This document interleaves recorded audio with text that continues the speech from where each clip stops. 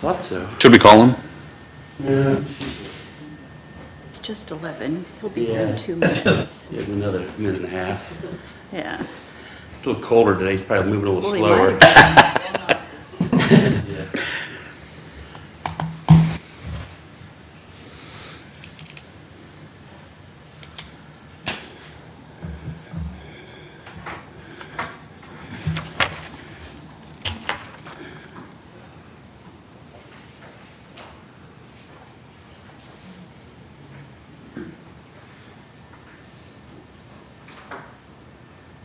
Thank you again for getting that. We were just joking about the Baba form, the silly Baba form. The architectural engineering contracts on the mayor's desk for signing, and then I'll Okay. Good. You're featured in Guest room. as a plan administrator. No, it was like day and night. They calmed down, and as soon as they had that form and they reviewed it and they approved it, it was like immediate silence. They won't bug us again until January, probably. Get out of the doghouse. Out of the doghouse. There's an architectural team over there today. Said. We'll have both. No, he said they're working on the write-up for the inside of the building, right? Huh? Working on the write-up for the interior, Yeah, the historical preservation. that's what they're, yeah. Yeah, so today will be the swap there too. I knew that you were going to do that. Yeah. I wasn't sure. He studied this as like years ago, part of a, The school board representative, which is a little bit Our strange. building? Really? Gets to do the school board. The mayor does, you know, that's how years ago, I was on with Bob Bishop and they finally got me off that. This will help if we find money to fund the inside construction, And that's, I don't point you or whatever. to show the deterioration. Well, I'm saying, to me, it's always been the school. I mean, you know, how many guys want to do it? Nobody, you know, so that, this report, I guess. See, make sure that the Jeffers people stay happy with it.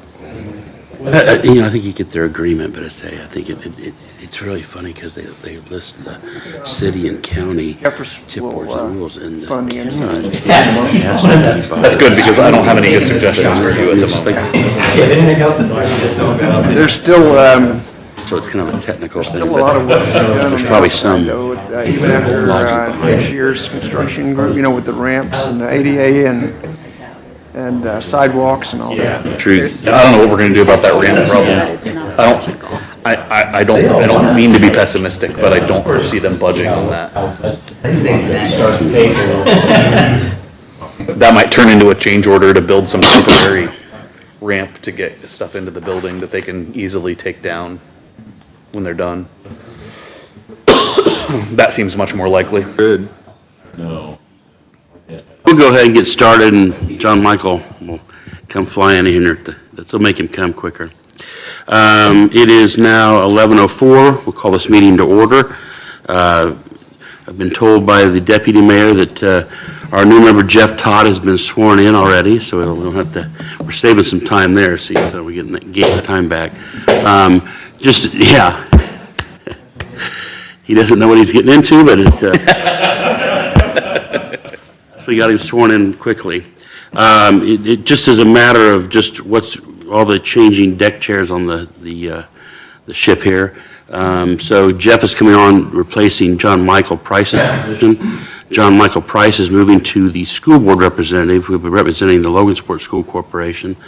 And then we've got, Malcolm's got, I think, if he'll stick with us, we got one more meeting with Malcolm, but he's leaving at the end of the year, so we're waiting for an appointment. I think that comes from the city council, an appointment for that position. So we'll really cherish these last two sessions with you, Malcolm. Are you starting to tear up? I thought so. Okay. So anyway, that's basically what's happening there.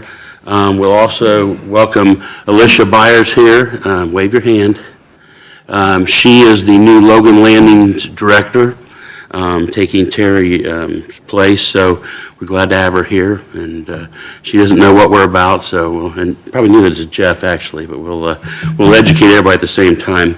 So first thing on our agenda is the the minutes and the consent agenda for October 22nd special meeting. And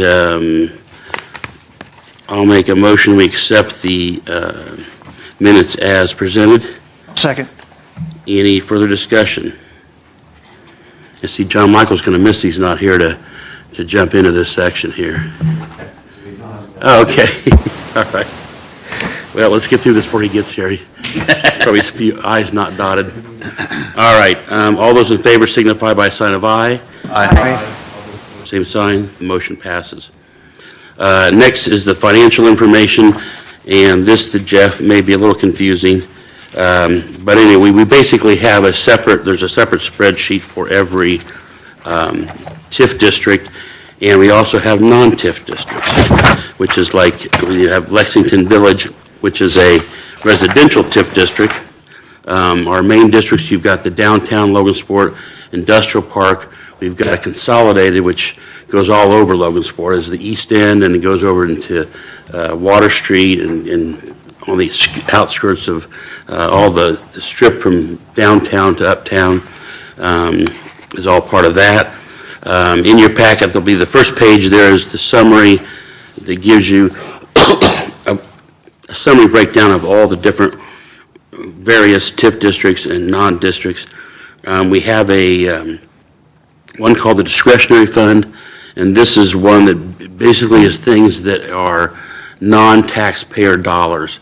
So there are some things where we deal with individual businesses that, the intention is we don't spend taxpayer dollars on private businesses, but oftentimes we have programs where we're trying to encourage revitalization of businesses and that kind of thing, and then also some things fall into, a lot of quality of life issues sometimes fall into that area too. Then there's the revolving fund, which we've got three main programs, that being the sidewalk program, which primarily ends up usually people in the downtown district usually use that. And there he is. Put $1 in the tip jar. So we have the downtown area, and then there'll be, the program, so the sidewalk program, and that's one where we share a percentage with the business for that.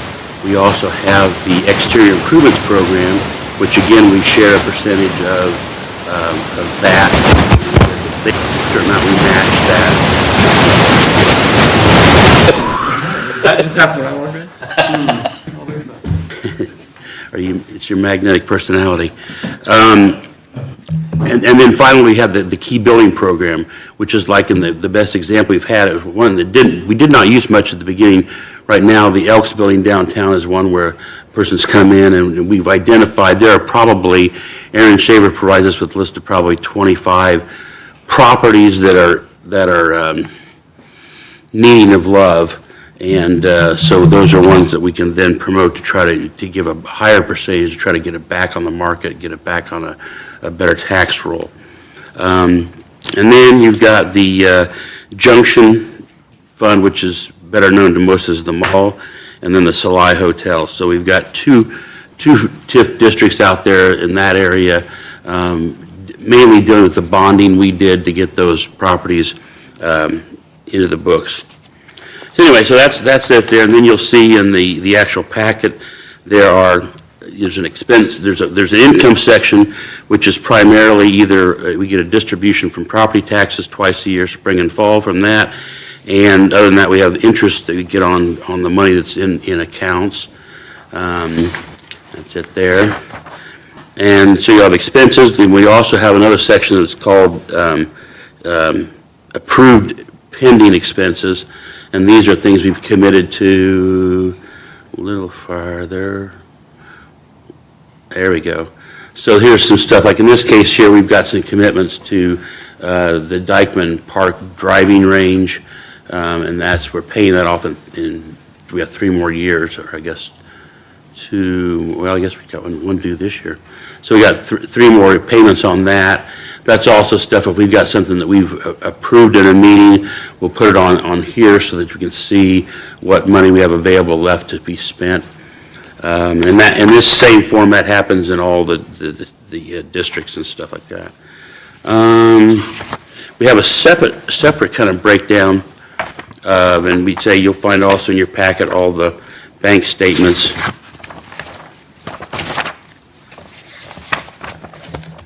And then the second area is really kind of is the residential TIF district, which is Lexington Village.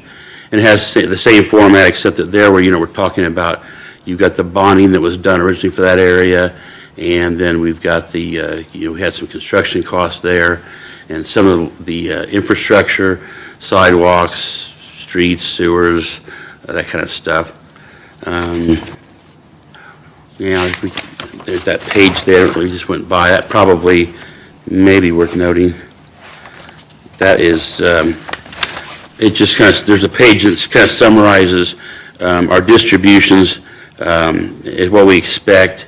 Baker Tilly, who's a financial firm that kind of does work for us, they give us their suggested look at what they think that's going to be. And there's also a page in there that shows the interest on our investments. The State Board of Accounts has noted that to be not taxpayer dollars, so that money then typically the end of each year gets moved into discretionary fund. Okay? All right. Wasn't that fun? I'll then draw your attention to, well, we'll vote on this first. I'll make a motion to accept the financial reports as presented. Is there a second? Second. Any further discussion or questions or comments? The only comment I have, and it's not a big one. Thank goodness you got here in time. Rushing. It was just the interest rate paid on the account, so it's going from 3.85 down to 3.5. So just to keep an eye on that, 10% drop in that. Rates have been falling, but that's a decent drop. Expected. Yeah. Yeah. And so, so that's another area where, again, we have expected, we've had a good run of a little bit higher interest rates than we had years ago. So that's been very helpful for us. All right, all those in favor indicate by sign of aye. Aye. All those opposed, same sign. Motion passes. There's a new section in here towards the end after the residential, which when we were working on the budget this year, I realized we had a kind of a clumsy way of seeing how things broke down. So in this situation, you'll see that we have, it has kind of a summary there, but we do break down all the things we spend our money on. You've got the income information at the top, which is the interest income and spring and fall tax distributions. And then we have some transfers and things we do, moving money into the seeded type fund, the loan program. And then paid expenses is broken down into economic development, infrastructure, quality of life projects, grants and matching grants, housing projects, property maintenance, sidewalks and curbs, exterior improvements, key building program, training education program, which is what we do with school corporations to provide help money, get them funds for training and that sort of stuff. The financial secretary, legal and professional services, and miscellaneous. So this kind of breaks it down. We really haven't had that kind of a breakdown till now, and when we were working on the budget, we needed to turn. I thought, well, that might be interesting there. So it has a section that shows you the paid expenses, then it's got the pending funds, and then the totals, and then the fourth page is basically a summary of all that stuff. There's also, you might note at the bottom, we've got our land and property purchases, and so that also shows what's been spent this year on that kind of stuff.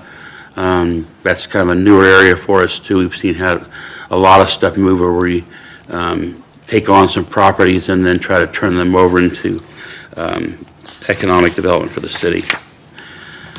And that's just informational purposes. So now we're moving to new business. We invite the Eel River Railroad folks here.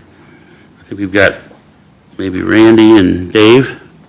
You guys can come up front here, or whoever. This is your microphone. If y'all get chairs up here, and then microphone's that little black thing on the thing there, so you guys can be put on the record.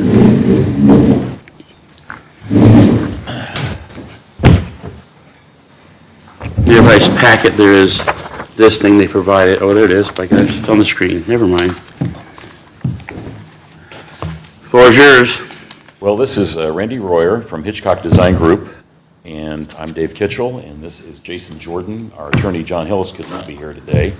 But we are making a request essentially for help in creating a trail system, and you want to maybe talk a little bit about that to connect to the River Bluff Trail. And as you know, the city has been beautifully working ahead to a housing development on the west side in the former Trail Board property.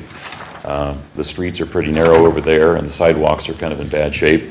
But we're trying to extend the trail system into that area down through there, and also beautify that area. It's been kind of an eyesore for a long, long time. And the board, and Jason has been president for a very long time. I haven't been on there very long, but board members have been very actively involved in contracting and working themselves to clean that up, and it looks as good right now as it's looked in years. And we want to move that through. But we think with the timing of the housing development and the redoing of Trail Board, this is the time to put in the trail system and establish that for the people. Concern is you have a lot of school children that'll be going to Columbia. Franklin is not a school anymore, but for little kids, but this would give them a more direct and safe route to get to school instead of having to walk across all those intersections. It also, there's no park nearby there. The only parks on the west side of 3rd Street now are Fairview, which is on the south side, and then Melbourne Park, which has been shrunk down a little bit south of the railroad tracks. So this gives you access down the trail to Prairie Preserve, River Bluff, Riverside, and all that's up there at Houston Park. So that's a direct route for kids to get down there, bicycle, whatever. So we do have someone who's interested in leasing the railroad and to reestablish the railroad line eventually. He's from Iowa, and we are in the process of getting a lease prepared for him, and we expect to maybe approve that even next month. So that would happen there. And at our annual meeting last year, there was a master plan approved for the redevelopment of this property. That was approved unanimously by the board. And as part of that, there's a trail easement there for the city to establish that trail clear out to US 24, which is the terminus is at Cole Hardwood, and from Michigan Avenue to Cole Hardwood. So that would connect the trail system, and hopefully with the trail going to Panhandle Pathway at France Park someday. So that's our project for now. Mr. Troyer here has got a background. It's extensive. He's from Indianapolis, lives in Columbus, has a grandmother in Idaville, Indiana, of all places. And we've worked before. And Monticello. Yeah. there We you worked go. before on some projects. And so he's here today from Columbus to talk about project a little bit and what you've done so far. All right. So again, my name's Randy Royer, and this is Michelle Taggart from my office. We are landscape architects. Our office is in downtown Indianapolis. We design basically everything outside of the buildings. We do a lot of urban design. We do a lot of parks and rec design. Trails, we're doing the new riverfront in Columbus, Indiana right now. It's under construction. We had, Dave and I had a conversation a while ago about this particular project and the need for the trail, but also how could you potentially reduce the amount of maintenance in that area, because it's just a lot of mowing or, things like that. And then how to beautify it, because it is right in the middle, going through the middle of downtown. So we put a proposal together. The initial thought was we would do a schematic design that would be pulled together enough information to be able to get decent estimates together to help the city understand what the overall cost would be, and then if you wanted to phase it, you could potentially phase it out, and then moving forward after schematic design, obviously we would put a proposal together for to develop the construction documents and assist the city with bidding it and through construction as well. We've included in our proposal, there's a survey, a number for the survey, as well as in the professional fees, we've included a civil engineer as well as an electrical engineer, because that was one of the other items was, we want to make sure that this is safe, the trail is safe, so, if we could incorporate lighting along there as well, that would be helpful since it gets dark at like 5 o'clock now. So that's kind of an overview of what we've done, and if you all have any questions or want me to walk you through that, I'm happy to. What is the right-of-way width there for the tracks? 300 feet. Now, some of that has been sold off over the years. It's not 300 from endpoint to endpoint, but it's 300 feet. Yeah. So how close is the trail to the active track?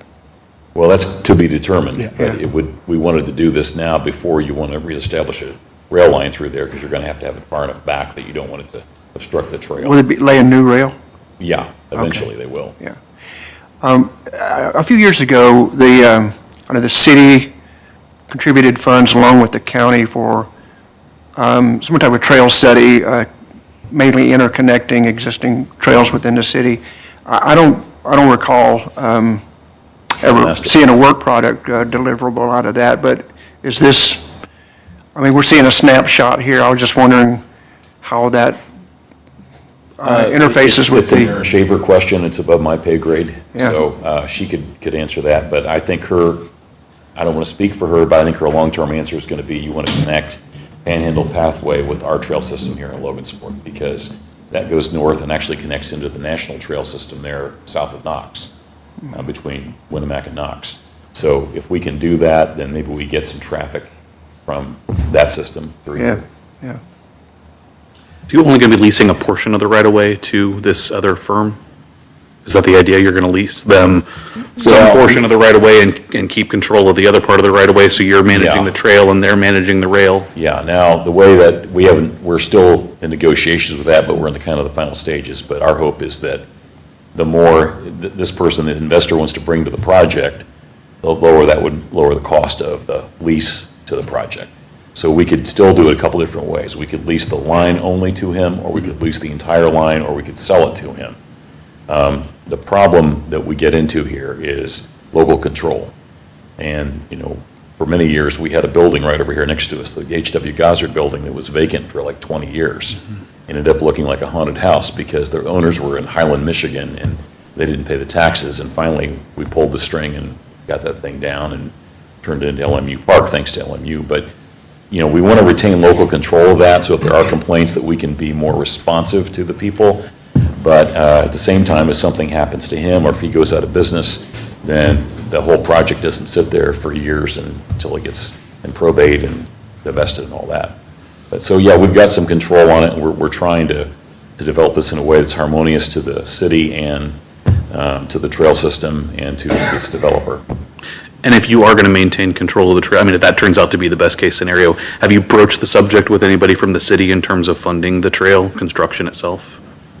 No, there is some state and national funding out there for trail development. Governor Holcomb actually wanted every Hoosier to be within a mile of a trail when he was in office. Now, this administration may not be the same way, but yeah, it will hopefully be with private. That was going to be part of my question, was because most of those funding streams for active transportation are locked right now. Right. And we don't foresee them coming back for another 3 years until we. Well, it's going to take a while for him to do what he needs to do, but I think the housing project is moving forward, and that's kind of driving what we're trying to do a little bit. Sure. But we also have this investor that wants to do this. We were in the same place about 20 years ago with River Bluff. How do we fund this? And then you had the hospital foundation, and you kind of don't have that same dynamic anymore. But hopefully we can find grants to do that. We have a 501c3 status. We're both a for-profit railroad and a 501c3. So we hope to go after grants from Subaru and other foundations out there. I guess my biggest concern was, if we do the study now, are you going to be able to forecast cost estimates looking ahead into the future for when those grant lines open back up?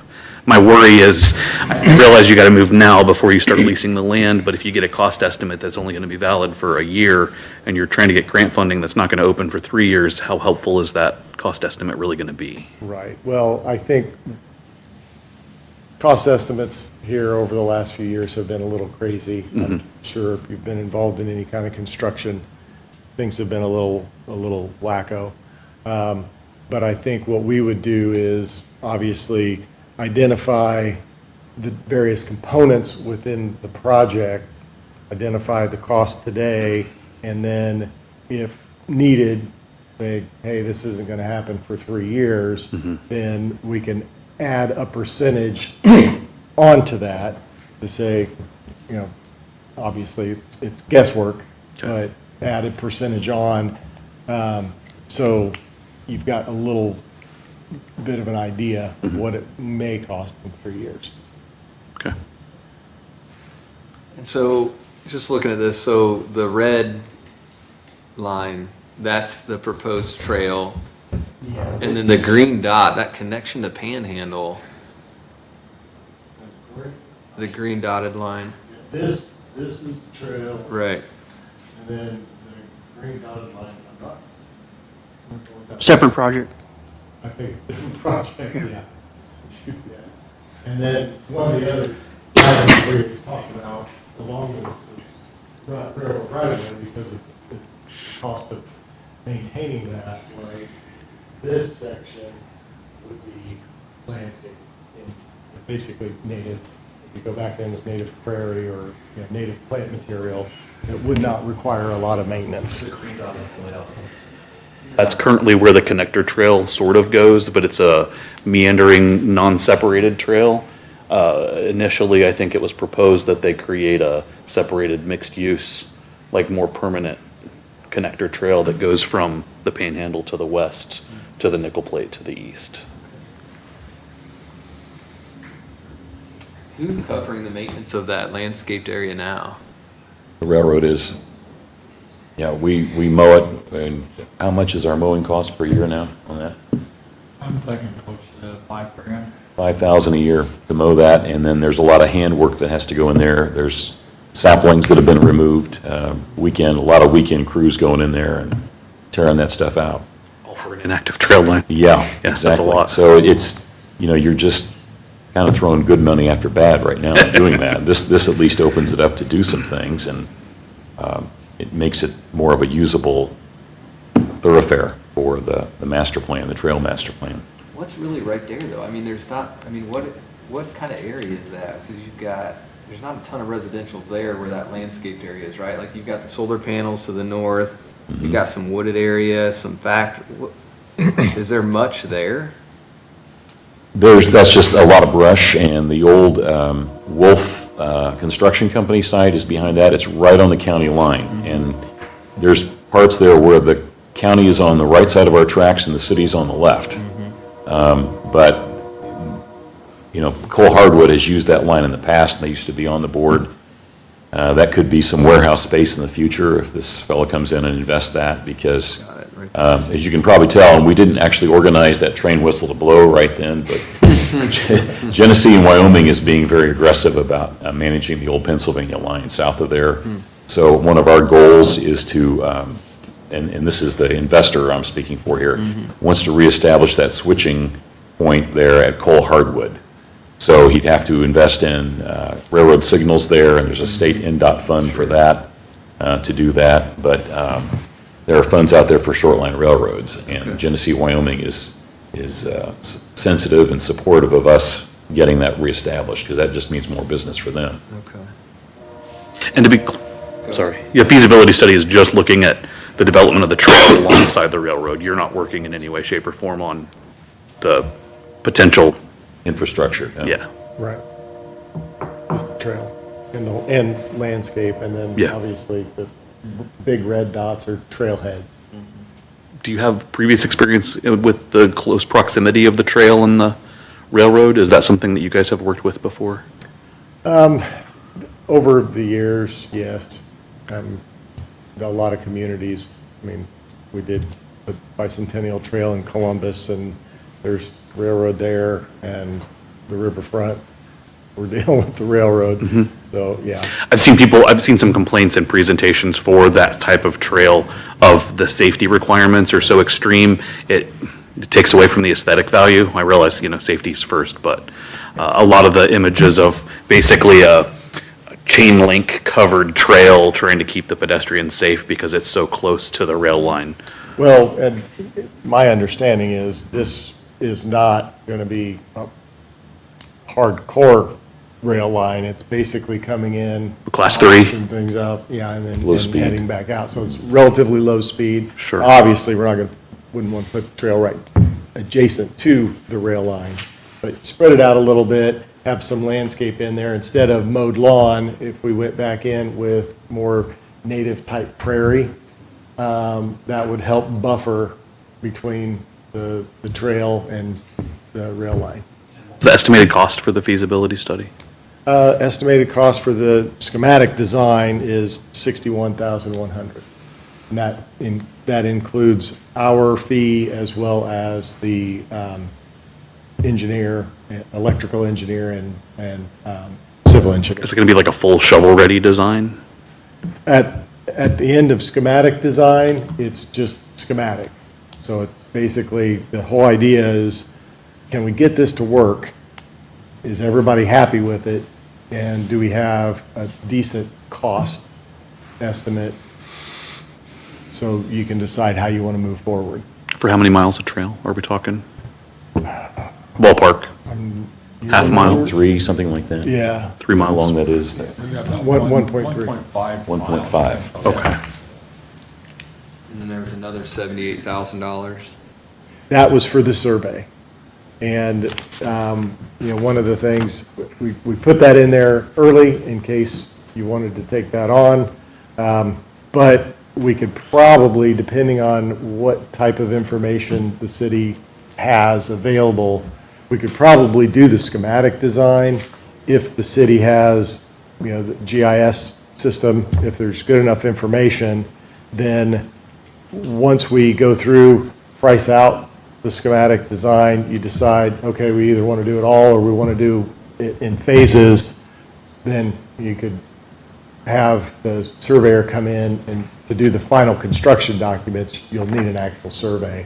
But you could do that, if it's phased, we'll just do phase 1, and we'll survey that now. So what would be the grand total of your ask of the RDC? It's basically, schematic design is 61,100. and- Just the two? What's that? Just the two components? The survey and the schematic? Well, and the survey is 78,000. Yes. So, and then we've got there's some out-of-pocket expenses as far as travel and printing and things like that. We've got not to exceed 2,000. The other thing here is, I know the deputy mayor has worked on the remediation of this site, and this has been a problem for council, the mayor, for a long time. And this is the time to do that, I think, and to get that remediated and get it back usable, because this is a lot of property to have not very much appraised tax value, what you call tax valuation or assessed valuation. So this helps, we hope, raise the entire assessed valuation of the city with the redevelopment of that corridor along it. You may have warehousing. I think the future of that, at least at the west end, is to have either Cole Hardwood or somebody else where you have customers with warehousing that could fit in there and build some warehousing that could generate some tax revenue for us. But right now, there's just not much there. Can I ask Jacob, I mean, in some of the site plans or some of the thoughts there, because there is housing potentially on one side, some development on the other side, is there anything else that's being thought about in terms of trails or walking, transportation? I mean, there is going to be a lot of people. I mean, I sat in this room with members of the Eel River Shoreline Board and talked about purchasing the property for the city to do that exact thing, connect the housing development to Little Turtle Waterways, the 6th Street area, essentially. Yeah. Because at that time, the utilities had just gotten done negotiating for some of the property by the old coal plant, coal yard site. So it's something that we've thought about, definitely. been kind of radio silent until Okay, today, so okay, good conversation to have. yeah. Yeah, there could be a lot of people living there, certainly. Well, I think the difference probably in the proposals is that we want to maintain the rail presence just for that option to be out there, and there is interest in it. It's hard to believe we've gone this long, this many years, and there's not been any interest, but now there finally is. So this maintains that, but we want to separate those two functions, the trail and the rail. And there's places where this works, it can be done, but we got to be a little bit sophisticated about how we approach it up front. And I think once we do this and get everybody on board, this could be a new main entrance to Logansport for bikers and runners and that whole thing that goes there. So what's the appeal to the railroad that's looking, I can't tell I see that some of it's active railroad and not. What are they looking to do? What's not being done now that they're looking to do with this section here? It eliminates all the maintenance cost, first of all, or not all the maintenance cost, but the bulk of the mowing and the tree cutting and all that. That is a heavy lift for 5 people, and they're doing it all, plus one contractor. And so, that's the big part, is reuse that in a way that's going to be more publicly accessible. And hopefully, we have stockholders to answer to, and we have a stockholders meeting every year. Do something with that land that's going to be more progressive than just, hanging on to it and watching the rails rust, because those rails that we have right now are not usable. We're going to have to completely redo it from the ground up, and it's not going to be used for Iron Horse Festival excursions anymore. So what can we use it for? And there are people that want to do that and are interested in making that happen. So that's my question. That group, what are they seeing they're going to do in here? What makes them want to purchase or be a partner in this thing? Is it a connection to the railroad? I can't tell from the lines here. Is that there's an inactive railroad going through there, which I think is you guys' Right. stuff. What is it that this other company wants to do? Wants to partner? What? You want to say, Jason? Well, a year ago, I'm not going to name the company involved, the local business that wanted rail service. And they do have quite a few businesses on our line, which you'll probably figure it out. We had to kind of turn them down. We had another guy who was trying to buy the railroad, and he thought that by September of 2025, he could rehab the railroad and have it up and running, which I told him that would never happen. I told that to that business also, and they kind of backed out. And so our hope is maybe in 3 years, if we can get it overhauled, get it fixed up, maybe they will come back to us. And they told us that they would get 10 carloads a year inbound materials. 10 cars a week that's money coming in for us. So that's kind of our goal. We want to get them, possibly do like rail to truck transfer type business.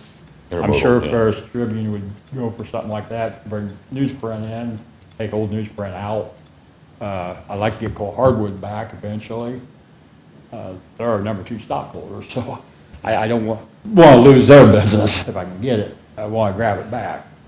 I know we'll probably never have an Iron Horse Festival ever again, even though I've got contacts that could probably do something down here, special occasion type things.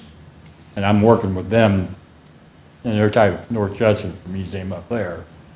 The gentleman we're in negotiations with from Iowa, he's getting ready to retire from his current railroad job, but he owns a couple other short lines. He wants to do something in his retirement.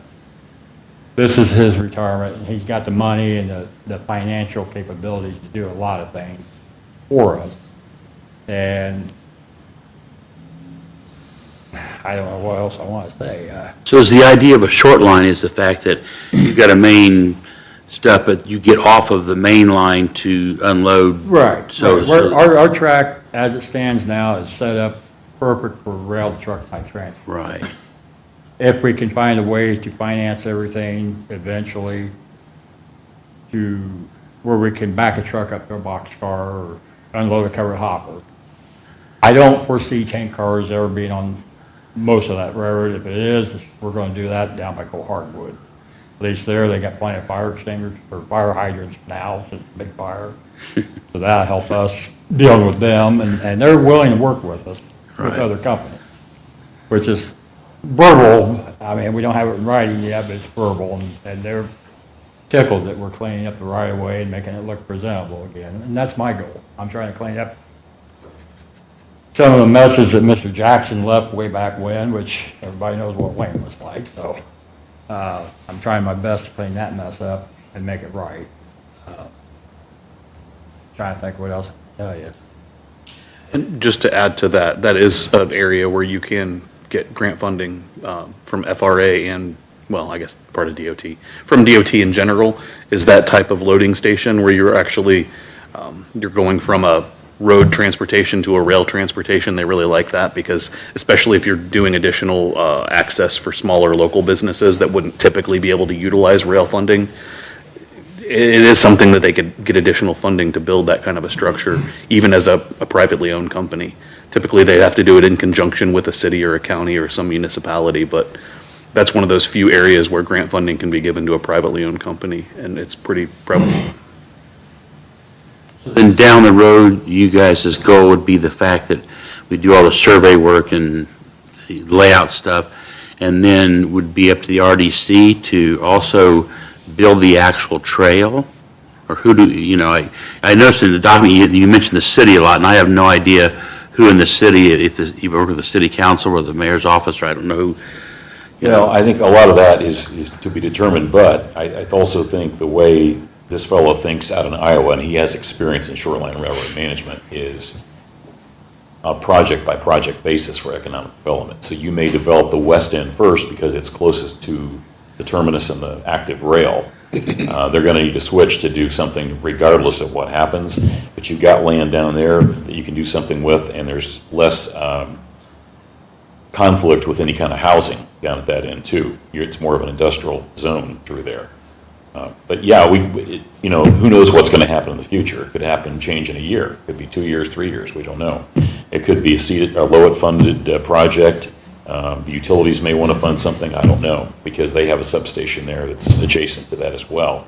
But I think with the timing with the cleanup of the Exide plant property and Trelleborg now, if he remediates that, and the housing, the housing project alone is only generating $7,500 in tax revenue for the city a year. And this potentially could generate a lot more for the city if we start developing these sites, not all at once, but bit by bit and going through here. But I anticipate, Bill could be coming back to you in 2 years and 3 years and saying, hey, these people want to build this here, warehousing, and this fits with what's going on. There's no zoning conflict, and this is what we're going to do. So it may not be the whole thing all at once, but I think it'll be it could be ag related, it could be coal hardwood related, I don't know. But this fellow has experience in this, and he's been with us now for a long time. 3 years he's been after this? At least 3 years. So we've been working that out with him and what we've got, and trying to assess what we've got going on. We're in the process right now trying to secure an appraisal of that property, see what it's really worth, and depending on what its use is, it could be appraised for a lot of different things. It's market value, but we think that the potential here with this fellow is, it's the time to get him on board and do it right and get a lot of this out of our hands into somebody that knows what to do. So would his decision-making, is his somewhat dependent upon this feasibility study? They seem like No. unrelated. We think the timing is right to do it because he wants to put rail in, and he's got the contacts to make that happen. And specifically that switch at US 24 West there at Coal Hardwood, that was taken out and the crossbucks were taken down. If he does that, he's going to have to reestablish the signals there for the railroad crossing. So we really think that we need to get out in front of this and do it now rather than later. Let's say the feasibility study gets funded and you find great sources of income for funding the construction, the capital phase. How much of an additional investment would you need to actually get through all the design work, the environmental, and get to the point where you're ready to put shovels in the ground? We won't really know that until we get through the design, the schematic design, and identify how big the project is, what it's going to cost. Once we are able to identify that and take a look at how big this is or how small it is, then we can dial in our fees. I guess my fear would be just that there's $150,000 and then we get to the point and it's millions and, or I just have no tangible idea of what that would cost. $150,000 is one of the more expensive feasibility studies that I've heard of for something this small. Well, granted, keep in mind that 70,000 of that is Sure, survey. sure. So if you pull the survey out, if we used your GIS system, Elevate. to develop just the schematic design to be able to price it, then it would obviously lower that number. On the engineering and from lighting and the civil engineering, I can't really speak to that just yet because we're going to need, as we're going through the schematic design of this, we're going to need to work through other drainage issues. How do we've got to work with the railroad and make sure that this is going to be a safe trail. If you've got children and hikers and joggers, we want to make sure that they feel very comfortable and very safe on the Sure. trail. So, Absolutely. yeah, I'm sorry, I can't give you a solid number on what kind of the final design through construction would be from a consulting standpoint, because I just don't know how big the project's going to be yet. You know, it sounds like a lot of money, but I'll tell you what, 8 years ago, we were approached about the mall. We were able to get that sold, but the redevelopment cost of that were under the surface, that was the part of the iceberg you didn't know. And it was a lot of money, and it's still a lot of money. We're not done yet, but look at what we've done with the mall, and really, that place was dead in the water 8 years ago. And we have completely flipped that thing. And we can do this too with this corridor, but it's going to take that kind of initial investment to get this off the schneid, and it's been there for a long time. Now, I don't know about the brownfield money. You can get brownfield grant money. We did when I was mayor. And we used a lot of it. We got the largest grant in Indiana, but we got a lot of those properties here too. The nice thing about that is the tax credit program you can use, and Ice Miller is an expert on this, of using those redeveloped properties. There are tax breaks for investors to put things on that corridor. But right now, we just don't have anything going for it. It doesn't have any active rail. There's no signalization. It needs to be upgraded in the worst way. And it's been, when I talked about properties that need love, this one needs a lot of love. It needs plenty. But we're trying to do this at the cheapest way possible. And, he's getting money from this project. We aren't getting anything. We're just trying to see it for the best long-term vision of Logansport and the maintenance, so it's not a pain for the deputy mayor or the building commissioner to maintain this property, that we get that addressed and get it going in the right direction. So we think once we can do that, the rest of it's going to be brought into focus a little bit more easily. Dave, is there a 20-year land lease on the solar array? I think it's 30. 30? Jacob might know the answer to that question, I don't know, but I believe it's 30 years that we get on that. Okay. And we can renegotiate after a certain number of years. And that's something too, if they wanted to add solar on that corridor, I don't know, I don't want to speak for our board, but we might be wanting to grant a lease to expand that. Now, I don't think, speaking for Greg Toth, I don't think he's in favor of expanding that right now because he's not getting a whole lot out of it. But yeah, if you wanted to, that could happen. We had somebody look at that when I was the mayor who actually wanted to use diesel power to put on the grid through that system over there, because we have a substation over by Trelleborg there, and they've just redone that. But yeah, it could be that expands. So if all the stars line up, you get this guy from Iowa on the railroad, so what would your organization, are you going to continue to, do you break the trail off separately from the train land, or is that a right-of-way, or who's going to be responsible for that? It's an easement. So the city, that could be negotiated what you want to do there, but it's an easement for the city to put a trail through there to connect with other trail systems. So again, to be determined if that's what you want to do, we could do it. If that's something you want us to do, we could probably discuss that, yeah. But even the maintenance of it? who's going to maintain that That's trail? what I'm saying. That would be something. Your organization might continue to do It'll be a that. lot easier than mowing all that, let me tell you. Yeah, right now, we pay a contractor that's local in town, like I say, up $5,000 a year, just to mow it.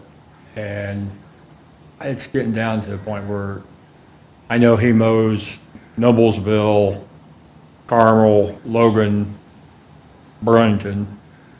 Sometimes he don't get back up here, and sometimes your people here in town wants to ding me on tall grass. It's overgrown. So what I'm getting down to is, well, do we need to break down by a mower for our own guys? And it's gonna be one of the things where we'll probably have to at some point. We can't do everything. You know, I've been pushing him harder, and the harder I push him, the more the price goes up, which I can't afford that either. So, and plus, I've been doing a lot of chainsaw cutting. That's what railroad does to person all the time, so, I'm getting tired. I'd like to get more contractors to do more for us, to help us out a little bit. I mean, there's stuff I can still do, but it's getting where I'm slowing down a little more. And then go back to, like, customer base. We have the guy in Iowa, we have a gentleman in Crown Point that's a rail consultant that's been helping us on some stuff. And he has customers, because he owns his own corporation for railroading also. He's got customers in the Chicago area that would love to have even our railroad for rail to truck transfer. They are willing to pay money to haul 250-mile radius to Chicago, because rail congestion in Chicago is a nightmare right now. And I'm sure Indianapolis is probably the same mess, and we're not that far from Indy either. So that's stuff I'm looking at forward in the future. Just some of that on. Okay. Chime in here. I think maybe today is supposed to be informational, like, what would be the consensus if we all think something needs done there, which personally I believe something needs done over there. Many of you may not even be familiar with the area, so we need to go out there and look at it. Yet, it's trying to align their work with funding. You do it too quick, you set up another number, it's that catch-22. I think an important piece is from RDC is how can we assist the tax-paying entities on this? So we have Matthew Warren up here, and then maybe we have, I have my bearings right, we have Cole Hardwood. Yep. Not on here is Foppers. Now, I know talking to Foppers, rail is going to be a need.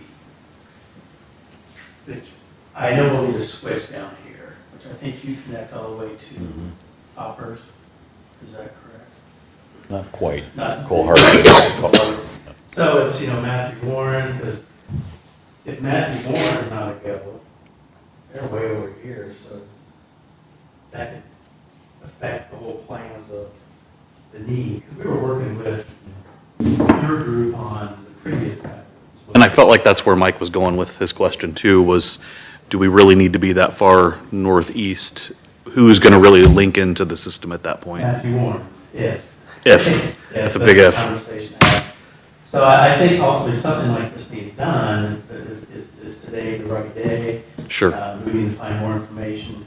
Maybe you can go to work and say, Yeah. what kind of funding would be out there? Well, you need to get some slippers for Matthew Warren to keep their feet warm, if you know what I'm saying, because we don't want that to turn into a problematic situation. No, if you had brought me this like 3 years ago, I'd be immediate thumbs up, much less hesitation. It's the lack of public funding that's out there that's making me a little bit more brake pumpy. Well, 2 years ago, I was writing a trail grant, every 6 months, and now it's just, I love trail grants. I love trails, don't get me wrong. Like, I usually would welcome this kind of conversation. My first thought was, are we jumping the gun trying to get a good feasibility study together for a trail that we won't be able to fund? Well, and one of the missing pieces there, and this is something Ted Franklin got when he was mayor, was a port authority. And at first you're saying, what port do we have here on the Eel River or the Wabash? Well, that's not what we're talking about. We're talking about transportation on the rail. Yeah. And you're going to collect fees for any freight coming in on that. The fund, it's like a TIF district essentially, but you're doing another layer there for that. And the beauty of that, like TIF is, what happens in Vegas stays in Vegas. What is generated there stays there to be used and reused for that corridor. Sure. So we've got the rail authority exists on paper. In Logansport, it's never been activated. But when you talk about your funding mechanism, that would be used specifically for that. You're not going to interfere with other economic development projects. And in fact, those same grants I mentioned earlier that would like to fund those truck-to-rail connection hubs, Intermodal, yeah. port authorities frequently are an eligible applicant for those types of applications as well. So that does match with that kind of funding that you could seek to address the infrastructure portion of it, if not the trail portion. We meet again in a couple weeks, maybe time to flush it out. Sure. Questions that might come up. Yeah. Funding potentially down the road. Yep. Maybe look the site over. If you want me to have any specific contact with any industry along there to see what their interest is, let me know. Now you have a face with the group. Getting ready to dig into 2 FRA grants for the city of Peru, so while I'm at it, I can dig through any other potential good eligible for the infrastructure portion of it at the very least. So I would focus on the survey piece right now. Are you guys comfortable enough with doing something to entertain a design? Is now the right time for that? Survey piece, I think that would be kicked down. Sure. I think in a couple weeks, if there's questions, let's just get them gathered and flush this out. Yeah. I've got some just funding in general with the RDC, as I see some of the pain that the city's going through and the schools are going through and the county's going through, that concerns me some in the fact that it almost becomes even more crucial that we hit the mark on everything we do because there's just not the funding out there. And, as I say, we have recently, we bought the SUS property, the Boondockers property, the All Saints property. We've got properties that we are looking to develop, still got the Matlock Group on the riverfront stuff, and we've got a bunch of stuff going.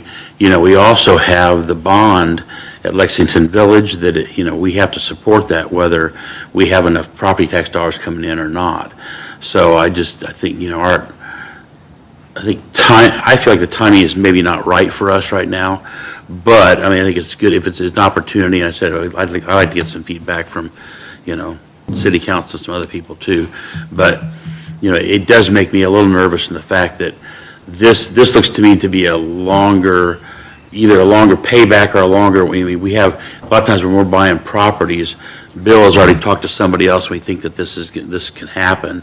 This is a case where, if we get all the stuff we've got now on our plate developed, it'll be, pretty decent impact, like the mall was, and, if it comes together, so.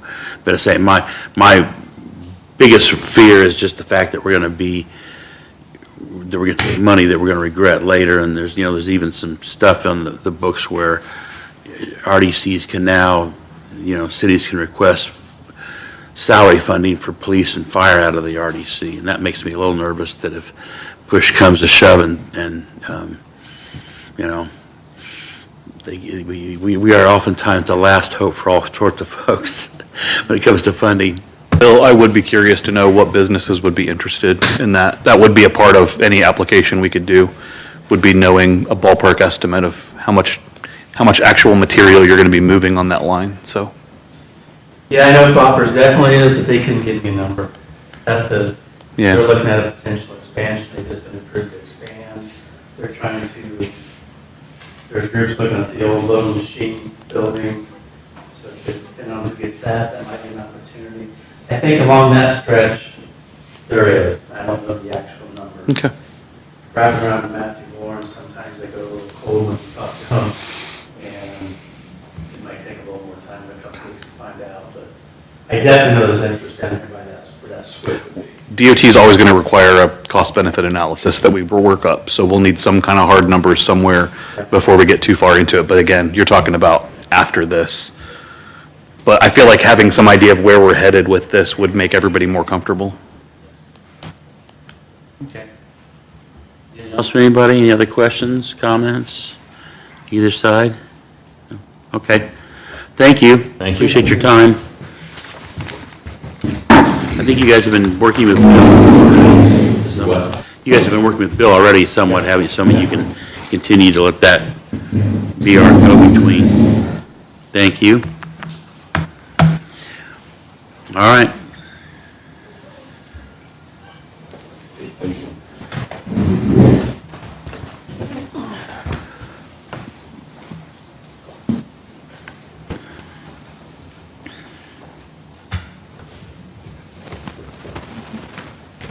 Resolution 2025-354. This was an invoice I'm not aware of. I don't know who got it.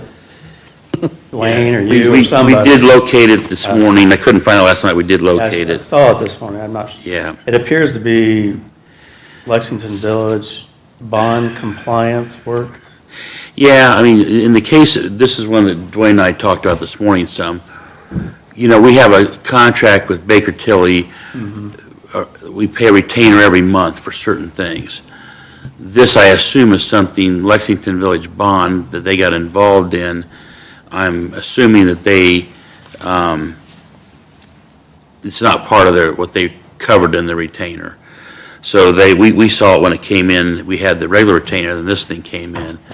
And I don't know if you've got any. This is, I believe, for the filing for Gateway, for those bonds, for those revenues that we've got coming from those bonds that we have to pay out, and that's have to be filed on the state site. And I think that has to do with part of that, and keeping the bonds updated. So, and it falls outside of the contract in terms of our retainer fee. So our contract still says, or your contract still says, yeah, you can pay, or we may bill you for expenses beyond the normal retainer fee, and that's what this is. I questioned whether it should have gone to us or maybe the clerk treasurer, but it kind of falls in that gray area, and so we ended up with it. It became addressed to us, and I know Mike has talked to Andy, and Andy's said it does fall to our cost. So we had the same thing last year?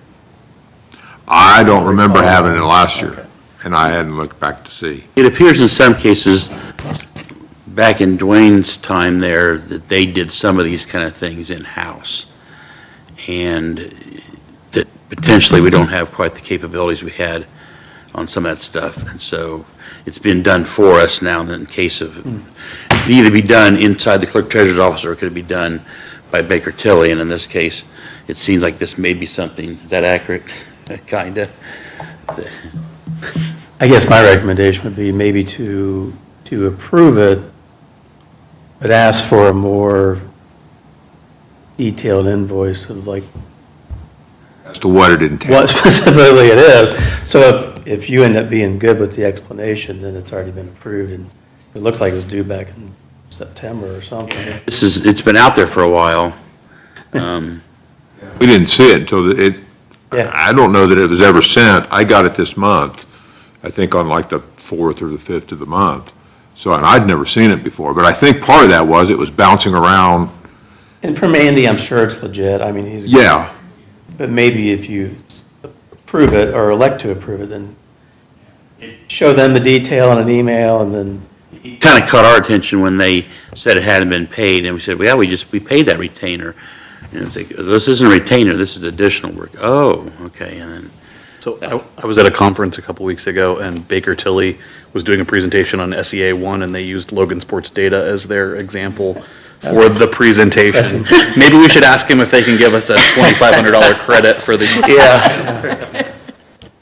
That was an uplifting presentation, I bet. Well, I'll make a motion to approve it, subject to added detail and then Mike's approval. We also have a typo in the resolution. Yeah, do the amounts in The section dollar 1 and amounts section in 2 section need to 1 and match? 2 don't match. Do we know what the actual total is? I don't. Dwayne would know. I think it's the 68.8, if I remember right. I can tell you here in just a second. 256880 is the right amount. So the first one is correct up there.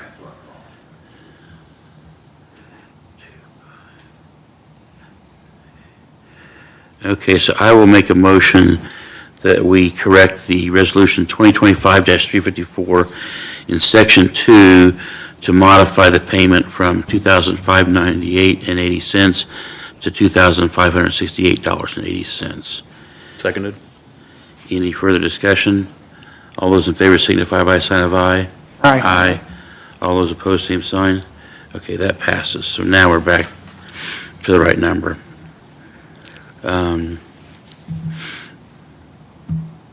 So then you were making a motion to have, right? All right. Is there a second on that? Seconded? Any further discussion? All right, all those in favor signify by a sign of aye. Aye. All those opposed, same sign. Motion passes. Okay.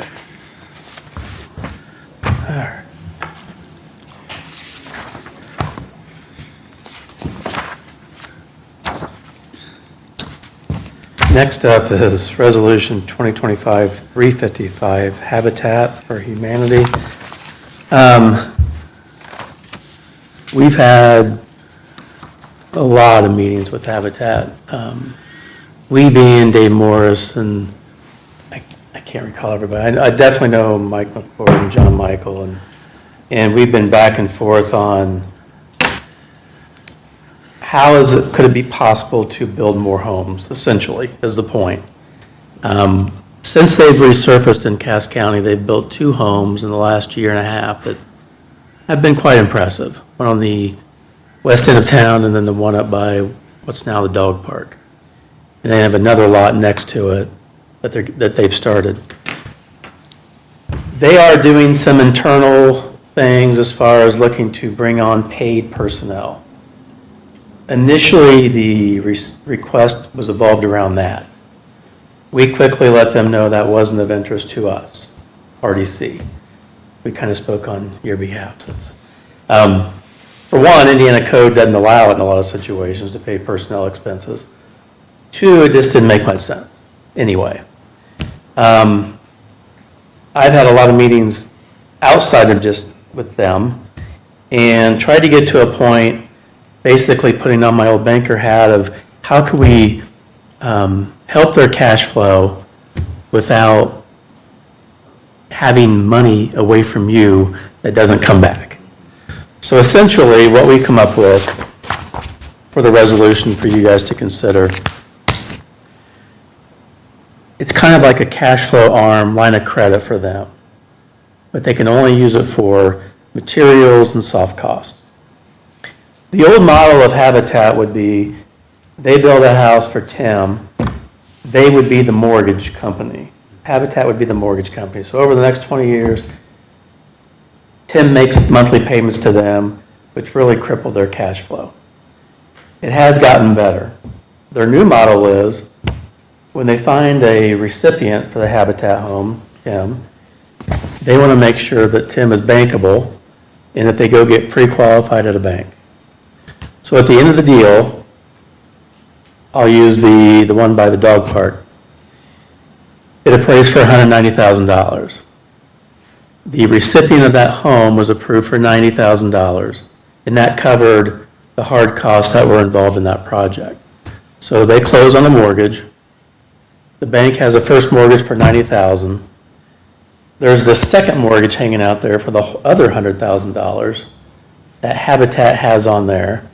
And that's kind of the forgivable loan for that recipient homeowner. The reason for that $100,000 second mortgage is they can't just go out and sell the house. So they're getting into a $90,000 home. It's still affordable. It's a nice home, no maintenance. Everything's brand new. Their income can suffice the mortgage. So they close at the bank. They get a $90,000 check. They have to wait to do another house until all that happens. So everything's on hold because they have no cash flow. They have to wait for the $90,000, the bank closes, they get a check, now they have more money to go start something new. There's this dead period in there. our thoughts, Mike, me, and John Michael, was to help that along. So essentially, it's a $150,000 line of credit for materials and soft cost. They would invoice what they need. We would fund it from discretionary fund. When that closing happens, in my example, that $90,000, that money is used to pay you back. In the meantime, they have credit line through you to start another home. Keep this thing going. They have a lot right next to the one at the dog park that they've had to sit on because there was no cash flow. So having these adjoining lots did no good for them. The whole point of an adjoining lot for a contractor is you're mobilized, start the foundation, get going on the second one. This one closes, great. They're already halfway through this one, they keep going. So how this would be written is they borrow, they use it, we make sure it goes to the appropriate things. When the bank closes on it, we get the check. You're back down to zero, like a line of credit should work, and they're always using it. It's essentially what we're looking at. Now, we haven't gotten to, we're gonna file a mortgage and things like that. But we did do attachment Exhibit A of a contract that Habitat would sign. Basically, it mimics the resolution, but it gets their signature on it too, that they have to abide by those rules. Do they have a buyer now? Are they lined up? Or, That's a good question. Yeah, I mean, they qualify somebody before they start. What they told me was they qualify. I think they have somebody, I don't know who they are, and we didn't ask that direct question. Yeah. I mean, it's kind of an interesting system where they have they got like free IKEA cabinets for this last house. So they're out there as Habitat getting, in some cases, donations. It allows them to work with, they see themselves a little bit as like a faith-based thing where they're trying to help people in need. And just digging into the last house they did, I mean, there's people that were, in a situation where they probably couldn't get a traditional bank loan, but they could do this project. So, and their expectation is they could do 5 or 6 of these a year. So, and I think down the road, it's kind of interesting in the fact that as we progress with Lexington Village, if down the road, we hit a point where they just can't sell anything anymore, we could, right now, everybody on Yorktown, nobody seems to be buying anything on Yorktown. So if all of a sudden, if they could get going and get these less expensive houses there, then it would come on the tax rolls. It's got an appraised value to it. At the same time, in our case, right now, they're going to infill around town. So they're going to look for a piece of property the city's got. We're going to put a house back on there. That doesn't really do any good at all to the RDC per se, other than just the fact that we're going to increase that. And then in the big picture, then if it did get down to the point that we had, Lexington Village or something else that we had, then that would come back to us that way too, to get this property taxes for that bonding and stuff that's out there. If you got into a pickle where all of a sudden Shepler, it dries up and nobody wants to be on Yorktown Road or whatever, then we could come in and this might be another source. Because again, if, like Bill's saying, and we'd have to change if that happened, it'd be nice if they'd start 2 or 3 houses at the same time. Guy comes in, lays slabs on all 3. Plumber comes in and does all 3. You could just move faster. This going around town is great for the city, I think, but it's a case where if we want to maximize what they do. But anyway. I think a couple benefits to mimic real quick on that is there's perceived housing for this economic group through an older study that we have. It's needed. We have city lots that they've gotten over the years where things have been torn down. They just kind of sit vacant. It infills that. And it's not really a direct, this type of housing for this type of product is not a direct competition for our Sheplers and Steinbergers. In fact, they volunteer their time to help. So it wouldn't be a direct competition if they're volunteering. And you're right, it does get on the tax roll. Right now, when the city owns a lot, there's 0 tax. Even if a private person owned it, you'd be looking at $100 a year probably. This Habitat house will probably be about $1,500 a year up by Tower Park. So there's multiple levels, and I think if this is done right, and I think we have it in a box where it helps them, but it doesn't expose us, I think we can help with that benefit. And I like where we've gone, our history of this thing. Originally, we talked, we'll give you money here, and then whenever you get done, 5 years from now, you're not going to do any more houses, we get the money back. I like this where all of a sudden, a job finishes, they pay us back. New job starts, I mean, so we can turn that money around fast if we have it set up to where that they continue to keep going. But there again, it's like, if you get down to the end of the road and they guys are no longer going to do it, is that money going to be there? Probably not. So I think this just keeps them focused on, okay, that one's done, let's get going, that one's done, let's get going, I so. like that too, Mike. The only problem is you run into, they don't really get any efficiencies by being able to use the money however they see fit. Because they've got other things they're working on too to help cash flow. But ours is going to be tied to one project at one time. So it won't, if they get 3 lots in Lexington, they can't start this one, then move that one, then move that one with our funds. But it's a place to start and see Yeah, how it works. I think they would probably come back, and if we get a feeling this is a great program, we'll feel differently.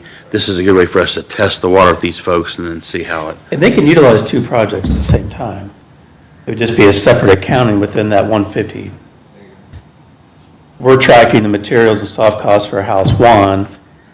If that hasn't sold yet and there's still a line available, they can start house 2. We just do our accounting. True. Surpass 150. Yeah. How many houses do they have to have before they have a sustainable revolving fund? For themselves, depends on how much people they hire. So that leads me to the question I was going to ask. With their change in financing model that they have their houses lean more towards market value, or are they still typically under market value and a little more affordable?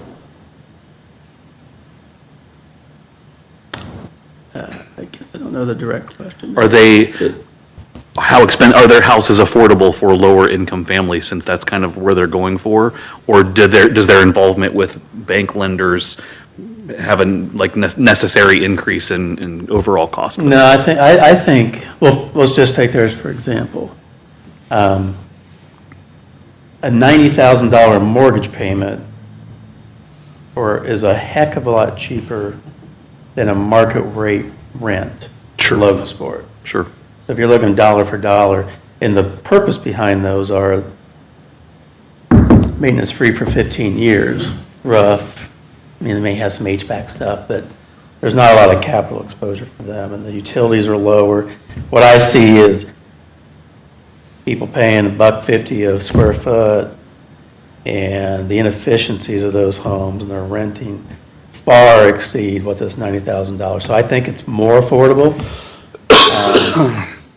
I like the bank involvement. It gives Habitat more sustainability because they get their money. Well, and 90,000 is still a much more affordable option than, say, Lexington Village, so. Oh, yeah. You're still generating more affordable, Yeah. affordable for purchase housing. Sure, and Habitat's input in that is, they were able to give them a brand-new $190,000 home because of the homeowner's sweat equity. They have to put 200 hours plus in on sweat equity, plus all the volunteers. So that $100,000 of what would be profit everywhere else just kind of goes away. They just can't sell it. Now, one thing we talked to them about, because it's not very sustainable model. No. Not without a fundraising or something like this to help cash flow, that what they had entertained the idea of building houses and selling them for market rate. So not subsidizing, so just the 90, but selling it for the 190. So they would, if they're able to build it, and Mike has some thoughts on this, but if they're able to build it for 90 and sell it for 180, they're able to take $90,000 out and help subsidize their operations to cover their overhead. But to Bill's point, their overhead that they're looking to bring on is pretty substantial. So I don't know how they ever are sustaining. Not with this, because they said there was some issue with their kind of charter. They can't do market rate. They've got to stick to this subsidized model. I just don't know how. They can make profit, I forget the percentage, it seems like it was 20%. They can retain from a deal. habitat for operations. So on the $90,000 example, they would have had like 68,000 would have come to us to reimburse the all-in cost. There was like $20,000 that Habitat retains per deal for operations. But it would take a hell of a lot of volume based on what we see they may go to as far as overhead. And that's why I want to protect our interest on, we look at a house per house situation. And I didn't want to get involved in their personnel expenses and things like that. We did try to encourage it, though. I felt like we gave them some good feedback about what they do. Yeah. Presumably, if it works well for them and they pay us back and they come back again for additional funding, we could certainly down the road ask for more detail on Yeah. their house rates and how much they're really assisting the community. Do they have a first right of refusal on the properties that they sell?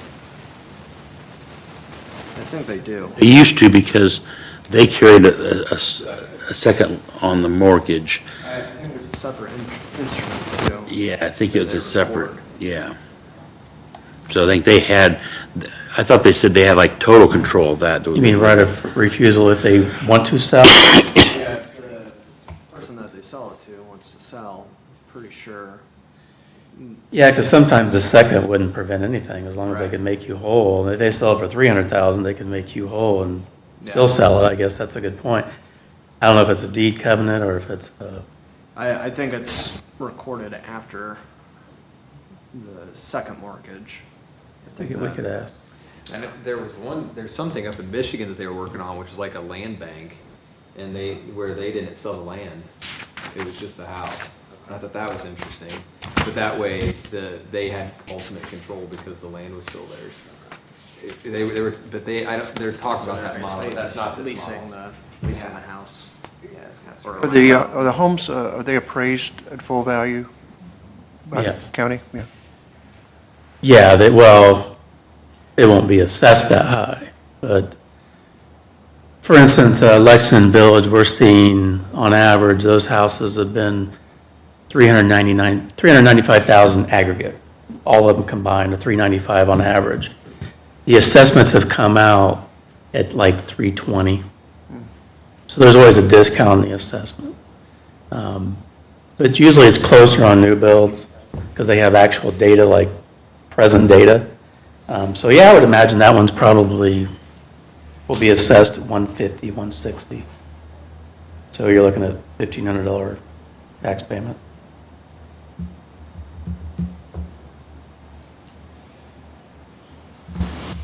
And I guess we also have the ability at any time they pay us back, we could just say, we don't want to do this anymore. This is, I went back and read through the verbiage just to make sure there wasn't something that was auto refill. And that they have to reimburse if they don't build anymore, they have to immediately. yeah, we'll be done, yeah, anytime that they close, we'll 30 be done. days. And say, that was one of our concerns on, was that, we could just give them money and then expect something back 6 years from now, and then all of a sudden, as I say, A 30-day deal. they can be they gotta get volunteer help, and they got, that they wear people out, and that kind of thing. Now, there's also a side thing that's kind of interesting, is that they're getting some interns out of some electric company in Lafayette, Gaylord, yeah, and so they're bringing people in, students in to do this kind of stuff. It could be down the road, we could do something locally here too with our career center, to try to get summer help, to get these kids to get in the industry and that kind of stuff, and it could even, they have some way that Gaylord or something is paying them some kind of intern wage for summer work or whatever, so. The reason I don't want to do a mortgage, I don't want to cloud the title because we would precede a bank coming in, and then we would have to go around them. I don't want to cloud it more than it needs to be. There's some trust here that they're going to pay us within 30 days. We know what house they're working on. We know where they're at. I don't see there'll be any issues, but they do have 30 days. It's really, but we're really kind of providing a line of credit or a banking situation rather than, Interest-free advance is. That's what it's, because we're foregoing the interest. and I'd say they have to go out and fundraise. We're part of the Try to- volunteer money that's in there. Yeah. I mean, essentially, you can have that good feeling of you provided interest-free, like same people going in there laying flooring for nothing, for no labor. Yeah, years ago, when we did that housing study, I think 2018, and there were three initiatives. It was low-cost homes, mid-range homes, and then high-end homes. And how are we gonna do those things? I feel like the mid to high, we got going on at Lexington. High Chase and Davis may end up being more mid to high. And then so we really haven't done well on. And we've been working on this for years, trying to figure out how to rehab some of the inventory. And we just can't find a good way to do that because all the contractors are busy doing their own thing and and it's a lot of unknown. And so when we talked to Habitat, they said they're not interested in rehab either because of the unknown. It's easier and less risky for them to build from the ground up. And so this is Where the Career Center effort came at. in, the Right. baby steps from last month when you guys approved the Career Center funding. Trying to help with some of the lower end Yeah. rehab on main One at a time, thoroughfares. right? Yeah, that's all we can do. And in 10 years, we'll have 20. Incidentally, in case it comes up later in the program, OCRA did just change their blight clearance, and if the city now owns housing that they want to be cleared, you can get blight clearance funding for housing that needs to be demolished. Not commercial. Yeah, correct. Just FYI for future reference. Because that was the other constraint, was just the availability of. If you run out of lots and you need to tear down some buildings and you have some things that are in need of rehab, but they're bad off enough that they really just need to be demoed, the city could theoretically come in, purchase those lots, use grant funding to demolish it. Those could be used for for the housing, the humanity housing.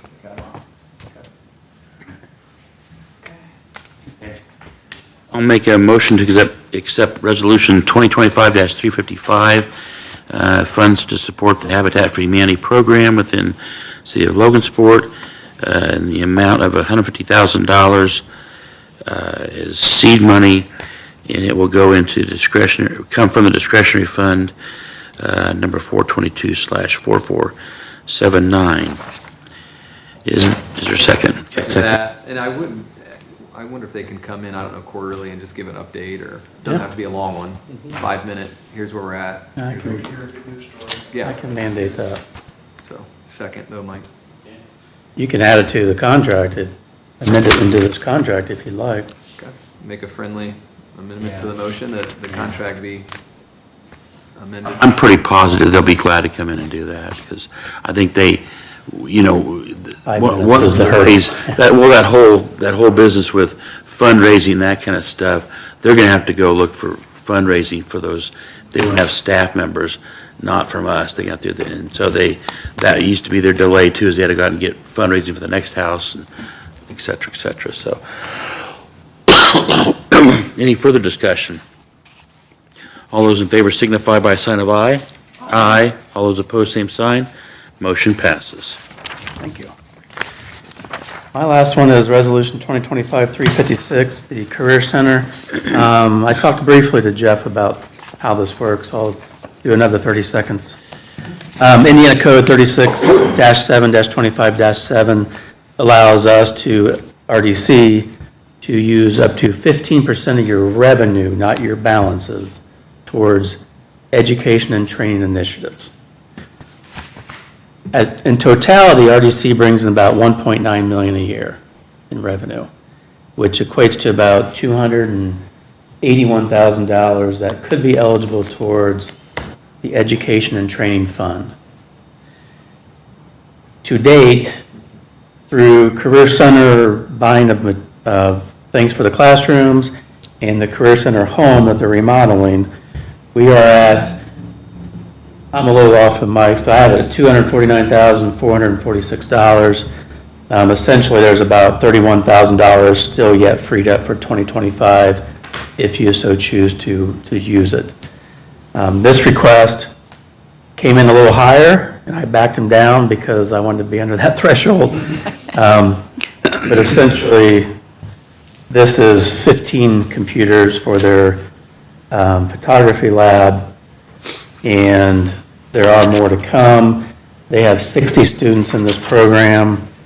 The cost of these think pads are $27,000 in total. It does keep us under the threshold, and we still have the availability in the budget for 2025. And does that reset at the end of the calendar year? It resets at January 1, yes. Bill, you said how many are in this career path? 60. I get amazed at the entrepreneurs in town of photography. There's quite a few people that are either they're making a living out of it or subsidizing their living. But they're renting storefronts and not just a sit at home on your iPhone type of picture. So it's a pathway. And if it even didn't go well, these computers could be used for other things, but that's what the request is. And that's what the statute has to do with. It has to be in some sort of employment, pathway, training. Training up workforce for the future, correct. It doesn't have to be the career center. It just, that seems to make the most sense because there's things they have to abide by on curriculums to make it training. And we have that in place, so it makes it a good fit. So was your point, Bill, that with this, we kind of closed the gap on the 15%? We are done for Give the them year. that, yeah. Unless it's back for about a $3,000 request in December, you won't. Let them know, you'll probably get it. The good thing is, and I'm not just trying to spend 281 every year. We have, I think, you came through the tour, didn't you? I think you were there, yeah. If you go through every pathway, we are checking off the box of, the machine trades are the most expensive, and they have the check box of everything they want. The welding is now done, the tools and construction, computer labs are filled. So I don't foresee a lot of requests next year, other than a new home or two for a rehab. So we've made great advances. And in the number of tours I've had with this, it's also, you can see it really, I don't say it touches their heart, but, they really appreciate the money. I mean, they had a case where they have the medical dummy that they work on, and it was like 15 years old or something like that. And the ones they make now, they can do all kinds of things, and so they couldn't afford to replace that dummy. In their construction department, everybody in the construction industry now uses cordless tools. They had everything on a cord still. So these kids would come out of here and take a job and go, hey, I got to plug this. How do you do this? So I just have seen a lot of situations where they just ride that horse to the end, and innovation's not there. And if these kids are going to go out there and follow a career path or trades path, whether it be medical or, as you say, in the machine stuff too, they've got, in the weld, we helped them upgrade their welding stuff. And there's the opportunity out there for these kids. In Logansport's case, they've got roughly 72%, what they call free and reduced lunch if they poverty, low income. And this gives these kids a chance to take a career path that will make them better money and then. And a reminder of what they're doing, like they're building the framing for habitat homes in-house and then delivering them on site. It's kind of you're starting to see these partnerships kind of take full circle, and it's been good to see. Lewis-Cast is still aware that they have access to, this year it was access to 45,000 of that 281 based on the industrial part depth. I think they used 37,000 for their ag department. So even though they're not on the board anymore, I will keep contact with them on what's available. Yeah. Theirs is a tad bit more challenging. In fact, they send some of their kids to other places, like Mechaniqua and to other places. And I said, well, so we're going to buy them a machine. It's going to be located in Miami County. There's some stuff that so it's a little more challenging, but we pretty much have earmarked the industrial park as their 15%, that's their territory or whatever. So, and it helps us if those kids, they have every chance of working in Cass County. So, Motion that we approve resolution 2025-346. is there a second? Second. All right. Any further discussion? Yeah, I'll just list the items on it. $27,000, not to exceed $27,000, broken down to $13,500 from the downtown fund and $13,500 from the consolidated fund. Any further discussion? All right, all those in favor signify by a sign of aye. Aye. All those opposed, same sign. Motion passes. Last thing we really have is this spending plan, which, as I say, is an interesting thing. State requires us to kind of say what we're going to spend every year. In general, in this case here, Baker Tilly suggests that we kind of, I guess, max out all our money every year, which is safe, because if you put too low a number, you can't get it, you can't then use it further. We've got a lot of those situations where we've had something where we bought a piece of property that wasn't even on our radar at the beginning of the year.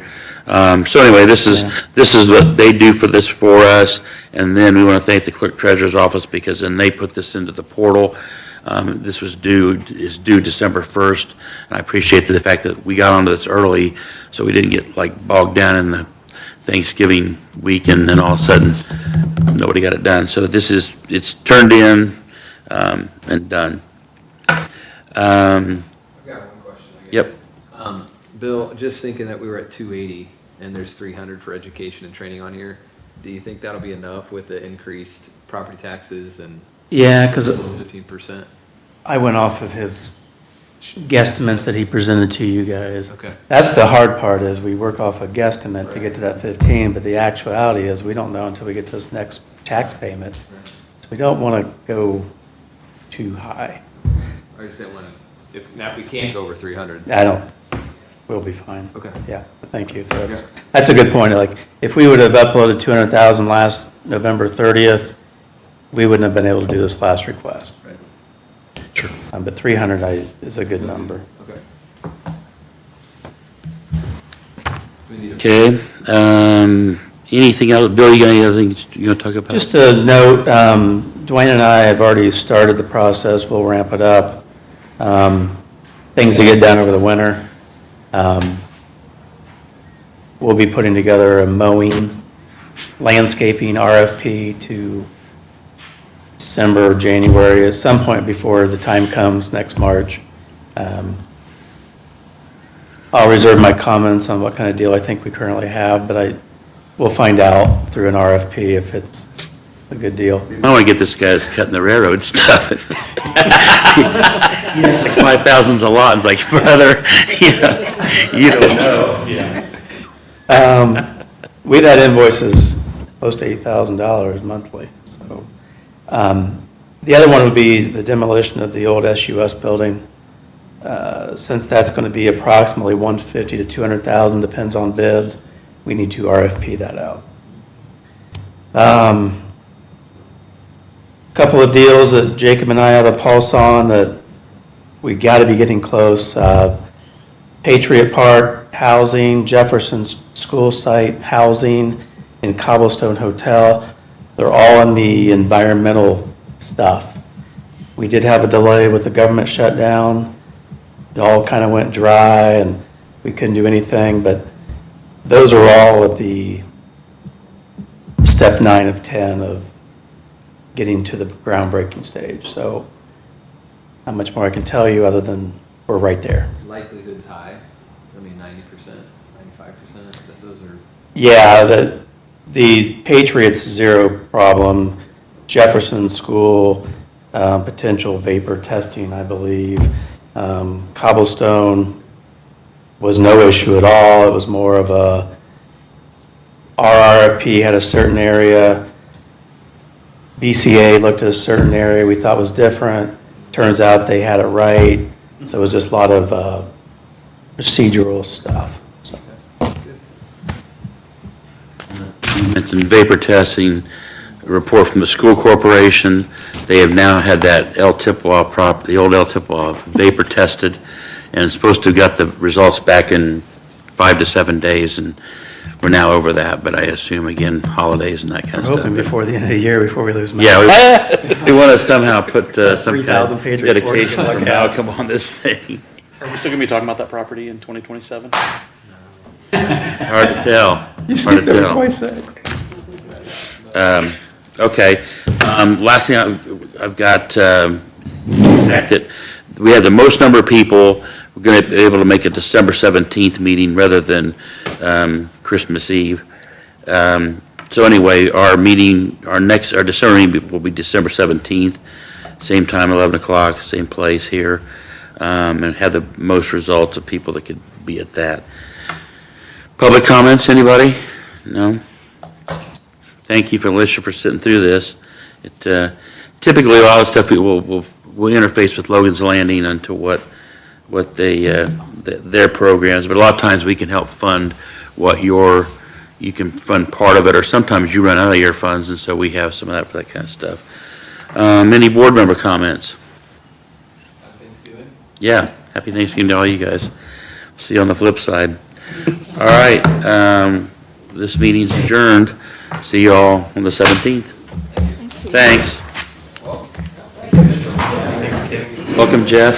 So are you guys all moved in? We're probably 95% of the way. But you're staying there. We're staying as of Saturday. Congratulations.